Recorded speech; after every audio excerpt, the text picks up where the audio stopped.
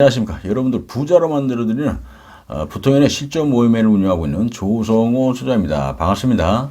자, 오늘은 우리가 이제 꼬마 빌딩 뭐 이런 상가 주택을 살 때 무리한 대출은 좀 조심을 하자라는 주제를 가지고 이야기를 좀 해볼까 합니다. 자, 시작하기 앞서 좋아요, 구독 꼭 눌러주신 거 잊지 마시고 꼭 눌러주세요. 아주 힘이 납니다.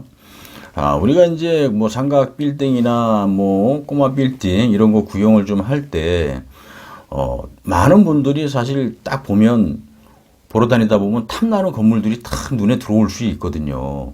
그러다 보면 내가 건물이 탐이 나니까 가지고 있는 돈보다 사실 좀 오버를 해서 대출을 좀 무리하게 받아가지고 이 구입을 하는 경우가 있습니다. 이런 부분을 우리가 좀 신중하게 좀 잘 생각을 해서 조심할 필요 있다는 얘기거든요.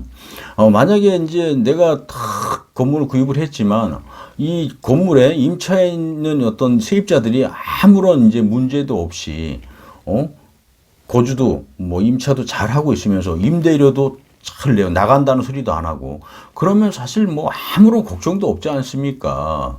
근데 만약에 임차인들이 나간다든지 뭐 이런 소리를 하면은 사실 또 우리가 이제 그 나간다고 할 때 사실 부대 비용이 좀 들어가잖아요. 뭐 복비라든지 뭐 이런 여러 가지들이 비용이 들어갑니다. 근데 이런 거 들어가는 건 큰 문제는 안 되지만 나간다고 할 때 이제 어쨌든 우리가 이제 빼줘야 되는 상황이 되지 않습니까? 그 보증금을. 근데 보증금 빼줬다 쳐도 이게 빨리 임차인이 맞춰줘서 들어와야 된다는 얘기예요. 근데 이 임차인 같은 경우가 안 맞춰지고 안 들어오고 공실이 또 장기간 이루어지는 경우가 많이 있거든요. 이런 거 우리 주위에서 굉장히 많이 봤습니다. 그래서 이런 부분 때문에 대출 무리하게 받아가지고 고생하시는 분들 무지 많습니다.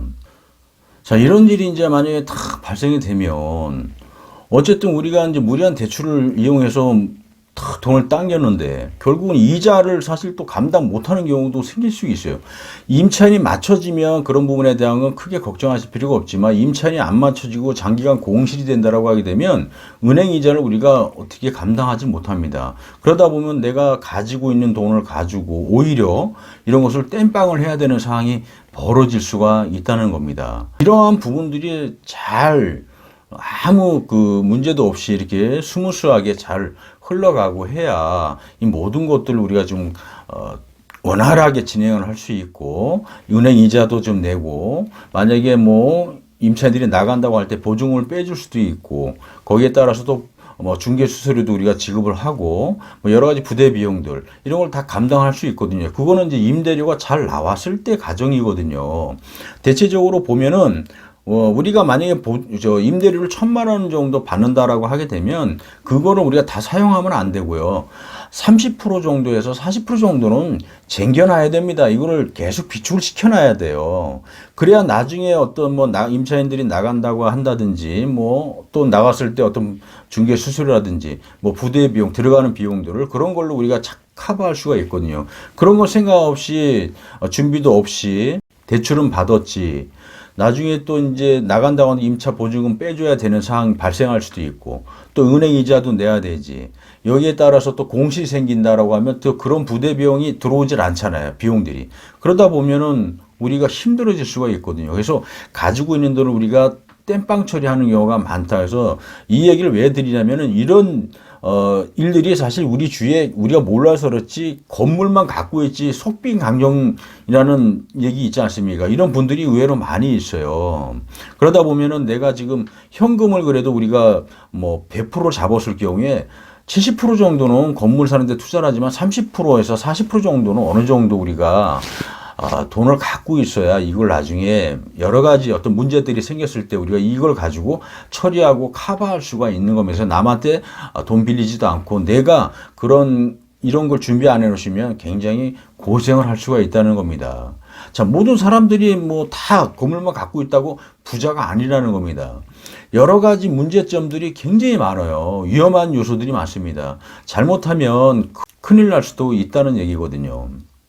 자, 이 건물 우리가 사는 거 내가 어느 정도 돈이 있을 때 그걸 다 100% 투자하는 것이 아니라 오버하는 것이 아니라 적당히 어느 정도 30% 40% 정도는 돈을 비축을 해서 그걸 가지고 할 수 있는 그것도 만들어놔야 될 뿐더러 공실에 대한 준비를 우리가 확실하게 해놔야 돼요. 그래서 임대를 받아도 항상 저축을 해놔야 된다는 얘기입니다. 일부를 띄워서 차곡차곡 쌓아놔서 나중에 문제가 생겼을 때 이런 걸 가지고 내 돈 안 들이고 처리할 수 있는 그런 것도 만들어놔야 되고, 이런 방법들을 우리가 잘 체계적으로 탁 계획을 짜놓고 잘 관리를 하고 해야 임대사업하는 데 있어서 아주 힘들지 않고 편안하게 하실 수가 있는 겁니다.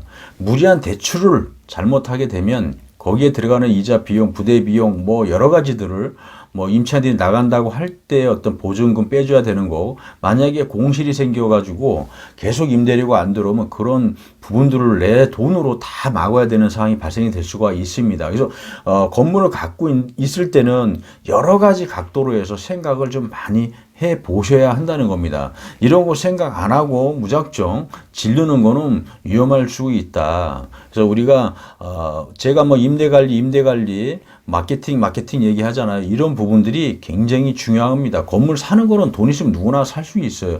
하지만 이런 것들을 어떻게 우리가 잘 관리하고 문제가 생기지 않게 할 것이냐, 이런 게 중요한 거거든요. 이런 거 관리하는 방법을 모르면 정말 힘들어질 수 있다라는 겁니다. 자, 여러분들 이런 부분에 대한 걸 알고 공부하고 해야 건물도 잘 사시고, 건물 산 다음에 관리도 잘 해서 내가 손해 안 볼 수 있는 겁니다.